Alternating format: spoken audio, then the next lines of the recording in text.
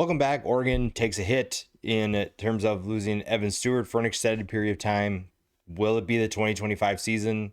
Don't really know. That's kind of a big question right now. It's been reported that he's potentially out for the year, a torn patellar tendon, which I can't imagine feels great. That is really unfortunate for Oregon. Stewart was going to be a prominent figure in that offense, and losing him means you have to turn to other guys. But I think that Oregon's in a pretty good place when it comes to the talent that they have, talent that they brought in. Everybody's kind of looking at Decory Moore and what he can do as a freshman. We were kind of already looking at him as a potential star for this offense, even before Stewart going down.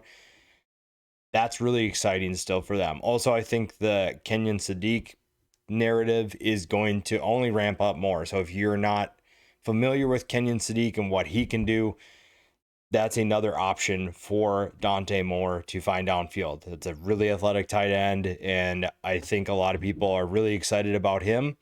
His hype is only going to grow because of this. Not saying that you want this to happen, but Oregon's in a really good place because of who they have coming back. You also have other talented players that could step up. So we're looking at who's going to replace Evan Stewart.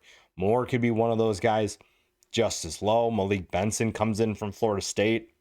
They think they have a role for him. They think that they have the right fit for him in their offense. Gary Bryant Jr. is back. So you feel like there's a good group of players behind him or around him that would have stepped up to help him, but now they're going to have to replace him potentially. It's been reported that he'll be out anywhere from 3 to 12 months. Even if he is back after 3 months, you still need one of these guys to step up in his place and play a role. He's probably not going to be 100% even after 3 months. And then after that, you're kind of getting closer into the season. You'll be in the season at that point, maybe even towards the end of the season, but you still need someone to step up and replace him in a way. I don't know if you're going to replace his talent, but you definitely have talented players that could do that. Jeremiah McClellan is a name that I think people are excited about. Cooper Perry. You have a lot of young guys that could benefit from Stewart's absence. Now, I think that they probably wish that Stewart would be there to teach them how to play the game, how to play this offense, how to understand route running and whatnot. He's still going to be able to do that. He's just not going to be able to show them, at least for a little while. But he's still going to be a valuable piece of this team. And Oregon's done a great job. Dan Lanning's staff deserves a ton of credit because I think that this is still a team that is in a good place. And Dante Moore has plenty of options. And a lot of eyes are on Dante Moore for what he can do for this Oregon Ducks offense. They're hoping that his talent that was once so highly coveted will shine through, and this offense will still be in good hands.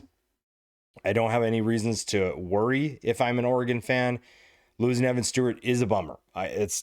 You can't really stress that enough. It is a bummer, but with the recruiting you've done, with the transfer portal talent you bring in, you're not necessarily as concerned about it because this is what you prepared for. This is why you recruit so hard. You identify talent because you know that injuries, unfortunately, are part of football. They're part of college football, and Oregon is unfortunately going to have to work through that. They're going to have to work through some adversity.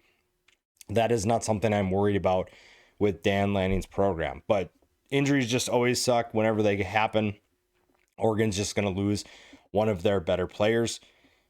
They're not the only Big Ten team, though, this week that lost someone. Penn State is going to be without Max Granville, potentially out for the year. The defensive end was considered by many to be the next guy up in this defense on that defensive front.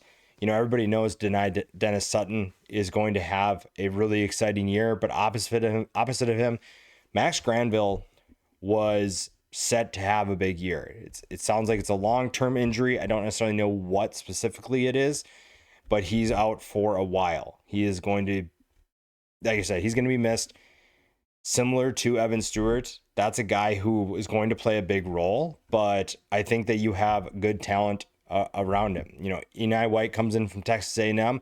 all of a sudden he's going from rotational player to starter. And I think he would have played a big role, but they were really high on Granville. They're really excited about what he could do.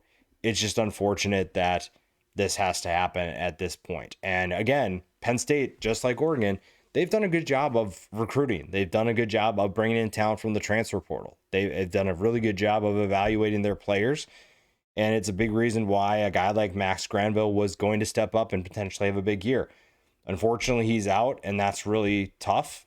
But I think that they're still equipped to make a college football playoff run.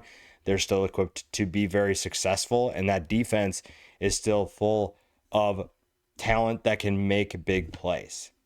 This very short news for the day, just two bigger injuries that I wanted to get to, two impactful injuries, unfortunately. If you like the video, subscribe to the channel, share the video, like the video, and we'll see you in the next one.